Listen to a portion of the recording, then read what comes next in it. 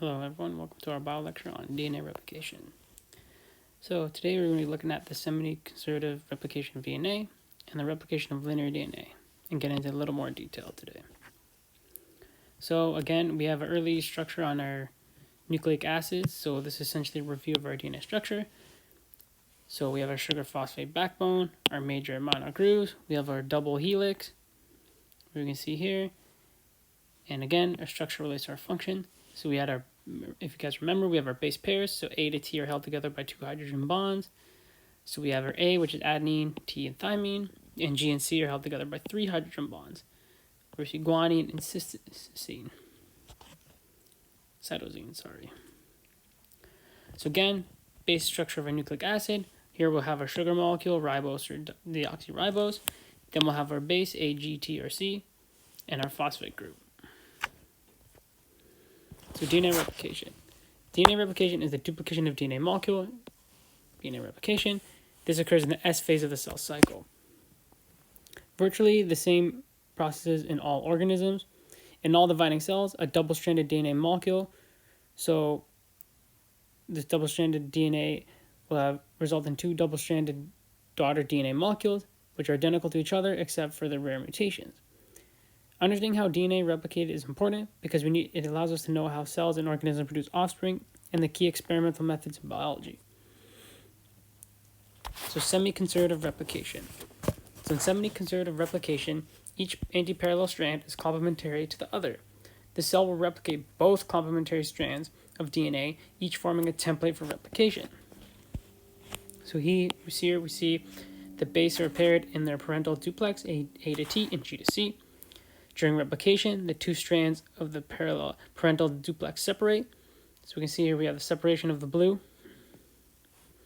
And this is what is called a replication fork.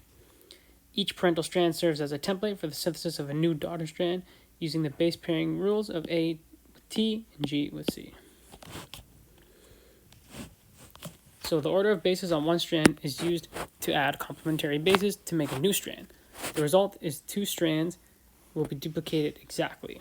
So here we can see this is our original parental molecule. We have the separation of our strands here, and then we can see here the base pairing occurring. So in here we have our daughter DNA molecules, each consisting of 1 parental strand and 1 new strand. Each daughter DNA molecule is each made up of 1 parental strand and 1 new strand. This is semi-conservative. So where do we begin? So the steps in DNA replication are universal. The same step occur regardless of whether DNA is replicated in the cell test tube or whether DNA is just a segment on or a entire chromosome. DNA replication is relatively slow. In eukaryotes, we have approximately 50 nucleotides replicated per second. And the largest human chromosome replication would take 2 months. In reality, it only takes a few hours. So replication begins simultaneously at many origins of replication. So again, we see here origin of replication. We have multiple places being replicated at each time. So at the origin sites, the DNA strands separate, forming a replication bubble. So here we see here little bubbles. We also have our replication forks at each end, which we can see here. The replication proceeds in both directions. So remember, we have our 3' to 5', 5' to 3', until the entire molecule is copied, which is essentially called bidirectional replication. So here we can see this is both going that way and that way, but also in multiple bubbles at the same time. So in eukaryotic chromosomes, replication bubbles grow as replication continues. At each replication fork, the new strand with the free 3' end is the leading strand. So the free 3' end is the leading strand, and the new strand with the 5' end is the lagging strand. When the 2 replication bubbles meet, they fuse to make a larger bubble. And again, we can still see it's still going in either direction. So in prokaryotes, prokaryotic chromosomes, as well as mitochondria and chloroplasts, the replication starts at the origin and moves around the circular chromosomes in both directions. So again, we have our going this way, going that way. Here we can see our circular chromosome and our origin of replication. So the proteins that we need. There are several proteins involved in the replication process. So we have our helicases. So helicases untwist and separate parental strands at the replication fork. Single-stranded binding proteins, or SSBs, stabilize the separated strands. Topoisomerase 2 relieves the strand ahead of the replication fork due to untwisting. We have RNA primase, which synthesizes RNA primers to initiate a new DNA strand. RNA polymerases, which we've mentioned before, extend the RNA primer 5 to 10 nucleotides with a free 3' OH. This removes the primer and replaces it with DNA. So for example, in E. coli, DNA polymerase 3 and 1 respectively are used. We also have DNA ligase, which joins the DNA fragments. So here, we also, in DNA replication, we have this unwinding. So we talked about how we have this unwinding. This is essentially where we talked about helicase. So helicase, this enzyme, unwinds the DNA duplex. So here's original DNA, and we can see the unwinding taking place. This, where we also mentioned topoisomerase 2 relieves the stress of unwinding. So here we can see it relieves the stress. We can see it's all bunched up here. So when it's unwinding, it's a little stress. So this is essentially relieving that stress.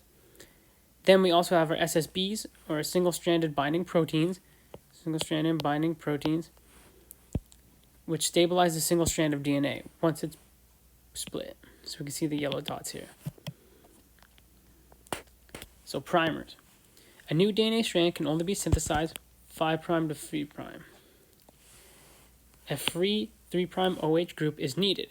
So DNA polymerases cannot initiate synthesis of DNA strands by themselves. DNA polymerases can only add nucleotides to the 3' end of an existing nucleotide chain, so either a DNA or RNA, that is base paired with the template strand. A primer must be synthesized first. So the enzyme that makes the primer is RNA polymerase. So simple enough. RNA primase is an RNA polymerase. So RNA primase synthesizes a short piece of RNA that is complementary to the DNA template. So again, the only difference here would be A to U instead of A to T like DNA, and C to G. So the only difference is that U. So again, RNA primase lays down on an RNA primer.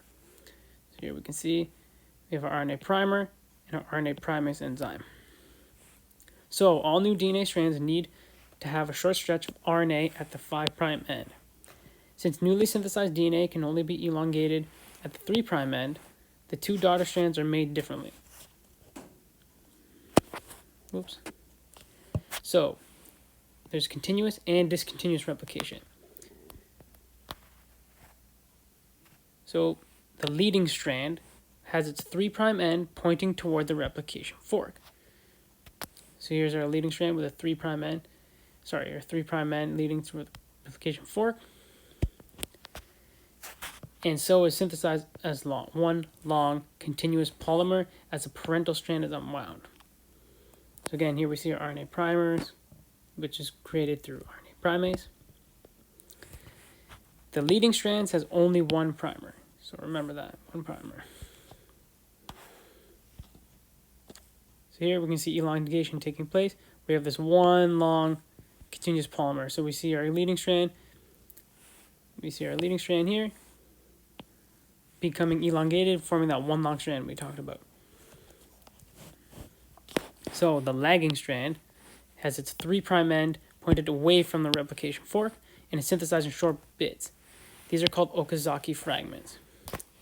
So here we have our leading strand again, that's one long continuous thing, one strand. Then here we see our lagging strand, which is going in the opposite direction with the 3' away from the replication fork. And as we can see, there's this chunks. We have our separated chunks called Okazaki fragments. And we can see here, since there's multiple chunks, each needs a primer. So the lagging strand has many primers compared to the leading strand, which has one primer. So again, the lagging strand is discontinuous synthesis, while the leading strand is continuous DNA synthesis without the chunks. So again, just to summarize, the lagging strand, 3' is away from the fork, is discontinuous, and there's separated chunks or short bits, and these are called Okazaki fragments. Leading strand is continuous and has one primer only, and is one long continuous DNA strand. So DNA polymerase can only synthesize, like we said, DNA 5' to 3'. The synthesis of both strands must happen in the direction of a replication fork. So even though that 3' is facing away from the replication fork, the direction must go that way. So DNA polymerases synthesize the top strand 5' to 3', and the bottom strand cannot be synthesized 3' to 5' direction. So that can't work. So again, the direction of replication must be that way. So the only way DNA polymerase can synthesize the bottom, which is the lagging strand, 5' to 3', is by making short fragments, like we talked, Okazaki fragments, and backing up and making a new one. So essentially, it will make a strand, back up, make the strand. So it's still going in that direction towards the fork. And again, these fragments are called Okazaki fragments. So again, here's our first 4 replications. So we go 5' to 3', and then we move back, 5' to 3', and then the polymerase moves back, 5' to 3', and etc. We're still moving in that direction, the direction of replication. So again, and while DNA polymerase synthesizes the top strand, which is the leading strand, in that long continuous strand, in that 5' to 3'. So these primers are required for both the leading and lagging strand. Again, the leading strand only needs 1 primer as opposed to the lagging strand. So the lagging strand, each Okazaki fragment must be primed semileaf through RNA primase, like we talked about. So again, we go 5' to 3'. Here's our primer. We move back, 5' to 3', move back. We can see where the primer starts. And again, this is 5' to 3', so we can just build strands in that direction.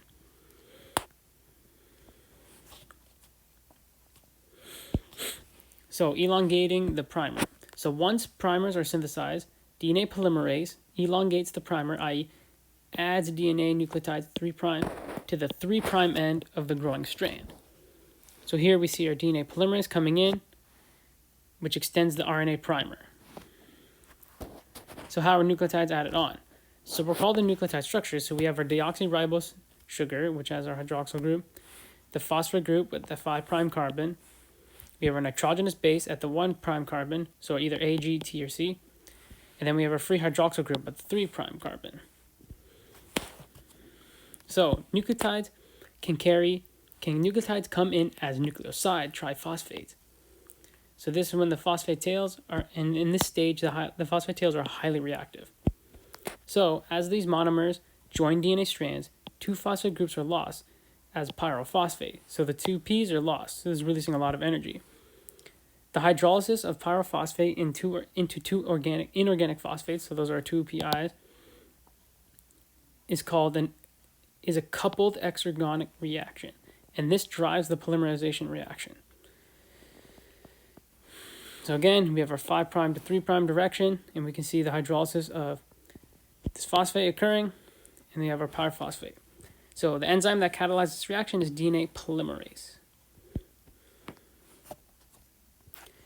So on the leading strand, DNA keeps adding nucleotides continuously.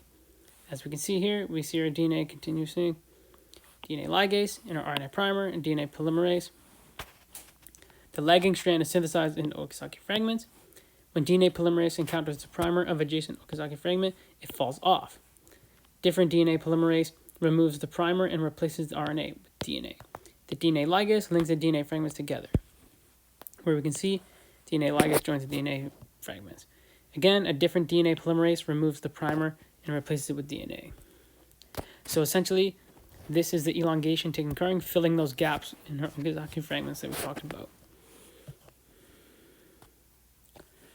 The synthesis of the leading and lagging strands occurs at the same pace. So, positioning of the polymerases requires that the lagging strand be looped so both the leading and lagging strand pass through at the same direction. So, as each new pair of Okazaki fragments is synthesized, the lagging strand forms a loop that persists until the new lagging strand encounters the previous Okazaki fragment. So here we have our lagging strand and lagging strand, and we can see it's starting to loop until it encounters the previous strand. So, proofreading. So most DNA polymerases can correct their own mispairing. So this is when we have a base pair mismatch. As a nucleotide comes into the growing DNA strand, it is temporarily held in place by hydrogen bonds. So this connects nucleotides in the new strand to the template strand. If improper hydrogen bonds form, i.e. if wrong base is inserted, the DNA polymerase detects the mispairing by activating cleavage function. So remember, A to T had our 2 hydrogen bonds, C to G had our 3. So this cleavage function removes the incorrect nucleotide and inserts the correct one in its place. When done, this reactivates the polymerase function and continues adding bases. So very rarely, an incorrect nucleotide is added, so randomly A to C, for example. When this happens, the proofreading function of DNA polymerase, so remember DNA polymerase, removes the incorrect nucleotide, so it removes C. Then the correct nucleotide is added to replace the correct one, so now T is added.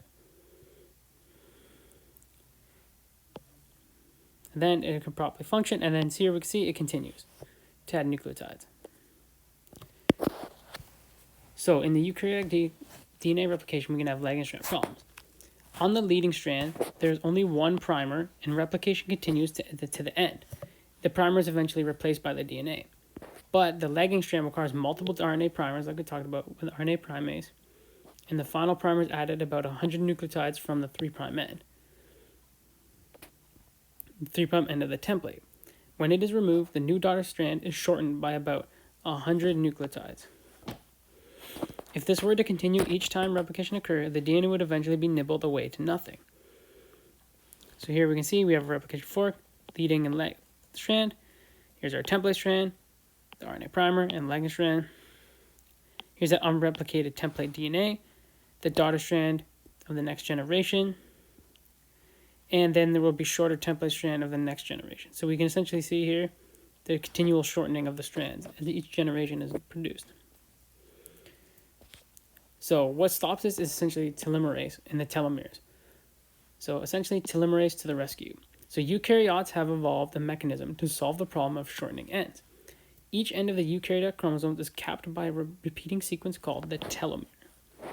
So in humans, the telomere consists of the sequence 5' TTA GGG 3' repeated about 1,500 to 3,000 times. So it's a large section of like essentially a safety buffer. And you may have heard of telomeres in aging, how in aging our telomeres slowly decrease. So this increases our chances of mutations and the shortening of our DNA. So it's kind of the hypothesis that as we age, we lose the telomeres, and then that shortening actually occurs, and that kind of like essentially decreases the life of that cell. So eventually it will run out and the cell may die, and this results in aging. So these have also been called like senescent cells. But moving on, in some cell types, before the next replication round begins, the enzyme telomerase replaces lost repeats from the previous round. So again, this may be implicated in future therapies to help with aging and cancers and stuff like that. So again, eukaryotes have a mechanism that prevents chromosome ends from being successfully shortened at each round. The telomerase enzyme contains an RNA template that allows the template strand to be lengthened by telomere repeats. So again, it's a TTA GGG. A new segment of the lagging strand can then be formed so that the original template strand is entirely replicated, and human chromosomes contain thousands of telomere repeats. As we say here, 1,500 to 3,000 times in many chromosomes. So the telomeres. So the repeating sequences of bases in telomeres don't code for proteins, so they don't actually have a replicative function. They protect the genetic information on the ends of linear chromosomes from being lost. The telomerase enzyme containing RNA template is used to lengthen the template strand, which allows replication of the functional part of the daughter strand to be completed. So again, guys, that's the end of our bio lectures. I know it's very simple, but it's just intro, so I hope you learned something. See ya.